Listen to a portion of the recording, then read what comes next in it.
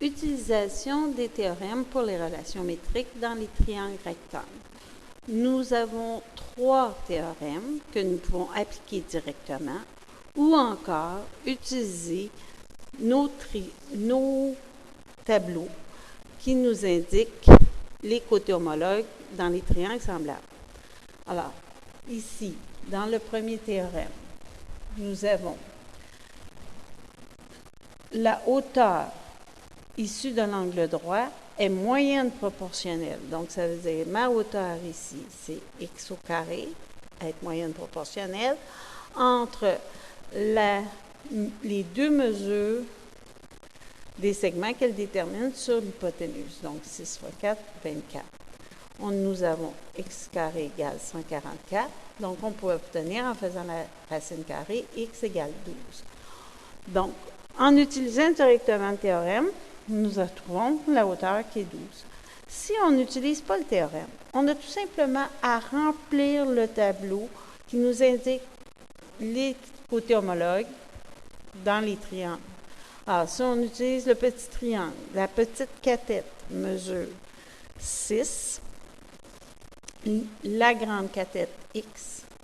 Dans le triangle moyen, ici, la petite cathète x, la grande cathète 24. Alors, si on remarque, on a ici produit des extrêmes égale produit des moyens. Donc, exactement la même relation que nous avons trouvée à l'aide du théorème, c'est-à-dire x au carré égale 6 fois 24. De la même façon pour le deuxième exemple. Dans un triangle rectangle, chaque cathète, donc ça veut dire que nous pouvons le faire pour, évidemment, la cathète qui est 8, OK? Puis nous pourrions éventuellement le faire pour la petite cathète que nous voyons ici.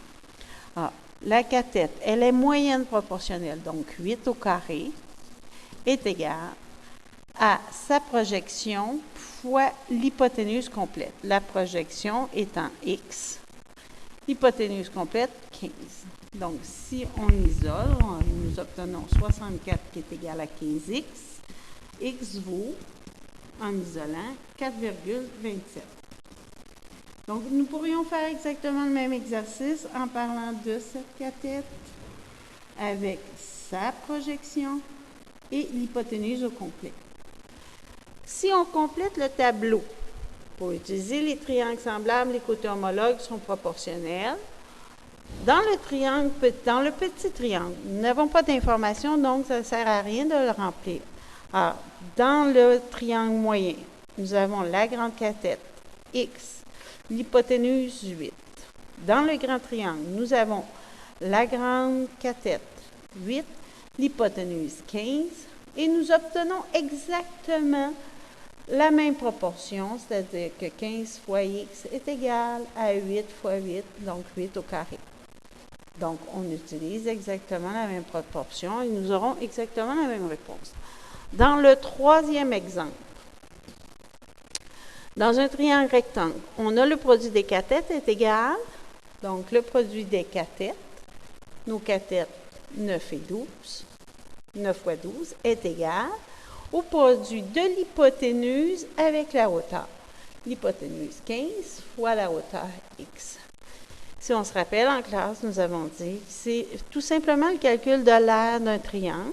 OK? Donc, l'aire d'un triangle base fois hauteur divisé par 2. Si on visualise le triangle en ayant comme base l'hypoténuse 15 fois la hauteur divisé par 2, étant donné que les deux formules sont égales, tous les deux divisés par 2, on élimine le dénominateur. Il nous reste tout simplement à isoler. Donc, nous obtenons 108 qui est égal à 15x. X vaut 7,2.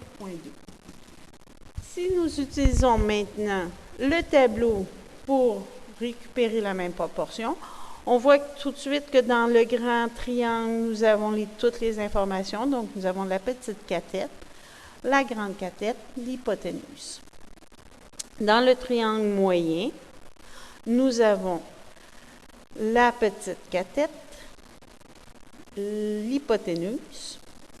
Donc, nous pouvons tout de suite vérifier que nous avons bien le produit des extrêmes, ici, produit des moyens. Alors, si on regarde 15 fois x, 15x, c'est bien égal à 9 fois 12. Nous aurions pu travailler exactement de la même façon en utilisant le petit triangle. Donc, les 3 théorèmes peuvent être appliqués directement ou à l'aide dans les triangles semblables. Les côtés homologues sont proportionnels. Ce qui termine la capsule. Bonne journée!